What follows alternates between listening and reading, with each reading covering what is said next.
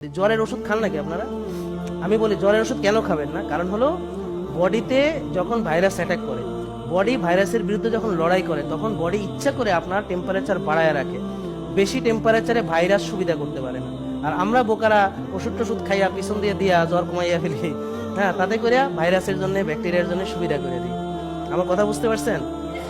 যে জ্বর থাকলে শরীরে আপনার বডির ইমিউনিটি ভালো কাজ করে ওই সময়, কারণ ও ইচ্ছা করে টেম্পারেচার বাড়ায় যে এত হাই টেম্পারেচারে ওরা প্রোগ্রেস করতে পারবে না, ওরা সুবিধা করতে পারবে না, হ্যাঁ। আর আপনি এই সময় জ্বরটা কমায় ফেলতেছেন।